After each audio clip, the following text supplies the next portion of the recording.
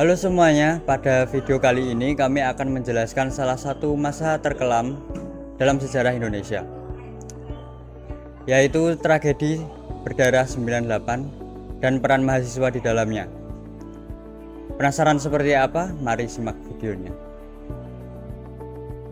Indonesia telah melewati berbagai fase penting, dari satu kebijakan ke kebijakan lain, dari satu tahap ke tahap berikutnya, dari satu era ke era lainnya. Dari masing-masing fase tentunya terdapat tokoh-tokoh yang berperan penting bagi berkembangnya negara. Tokoh-tokoh ini pun berasal dari kalangan masyarakat yang beragam, tidak terkecuali pemuda ataupun mahasiswa. Pada tahun 1998, di era Orde Baru, pada masa kepemimpinan Soeharto, terjadi peristiwa besar yang mengubah sistem demokrasi di Indonesia.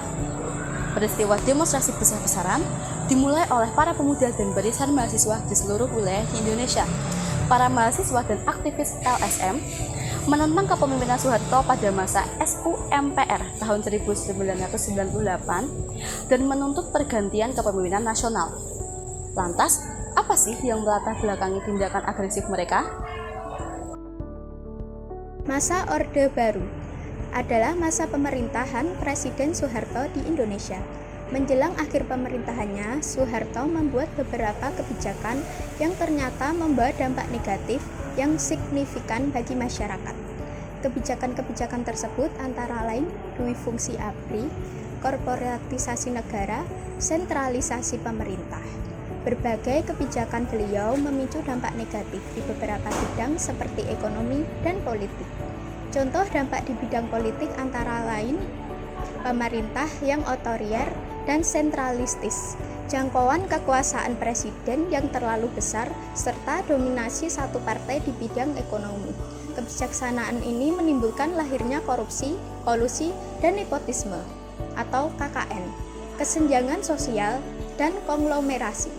Dampak-dampak yang sangat signifikan ini memicu berbagai krisis di masyarakat, yaitu krisis politik, hukum, ekonomi, sosial, dan kepercayaan. Pada tahun 1998, Soeharto terpilih lagi menjadi Presiden Indonesia untuk ke-6 kalinya.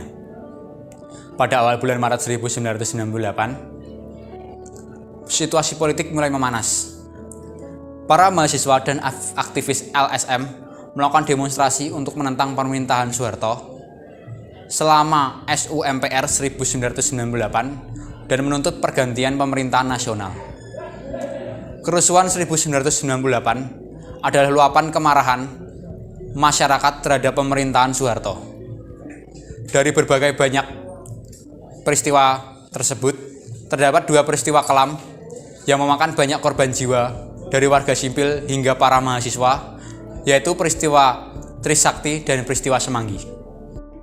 Peristiwa Trisakti terjadi pada tanggal 12 Mei tahun 1998, tepatnya adalah 24 tahun yang lalu. Peristiwa ini dinamakan sebagai peristiwa Trisakti karena terdapat 4 orang mahasiswa Universitas Trisakti yang menjadi korban dalam insiden berdarah ini. Peristiwa yang kedua adalah peristiwa Semanggi, yang mana dalam peristiwa ini terbagi menjadi 2. Peristiwa yang pertama terjadi pada November tahun 1998 yang menewaskan sebanyak 17 warga sipil dan 109 orang lainnya terluka. Peristiwa yang kedua terjadi pada September tahun 1999 setelah lengsernya Presiden Soeharto. Akan tetapi, setelah lengsernya Presiden Soeharto dari kedudukannya, tidak menjadi akhir perjuangan dari masyarakat, karena terjadi tragedi Semanggi II yang dilakukan untuk menentang diberlakukannya Undang-Undang Penanggulangan Keadaan Bahaya atau UU PKB, serta menuntut dihapuskannya dui fungsi ABRI. Sebanyak 217 warga terluka dan 11 orang lainnya meninggal dunia, termasuk di dalamnya adalah mahasiswa teknik Universitas Indonesia bernama Yap Yunhap.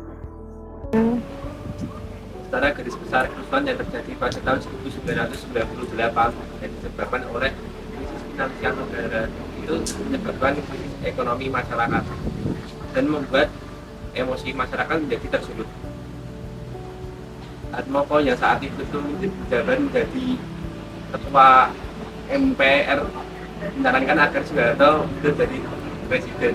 Akhirnya tanggal 21 Mei 1998 Soeharto menyatakan mundur dari jabatan presiden dan menunjuknya B.J. Habibie menjadi pejabat sementara sampai pemilu. Secara singkat, begitulah kronologi yang terjadi di tahun 98 dan peran mahasiswa di dalamnya. Bagaimana? Masih belum puas dengan materinya? Teman-teman juga bisa cek di Blogspot dengan judul Peran Mahasiswa di Era Orde Baru. Jika masih belum puas, teman-teman juga bisa bertanya di akhir video ini. Terima kasih atas atensinya dan sampai jumpa di video berikutnya.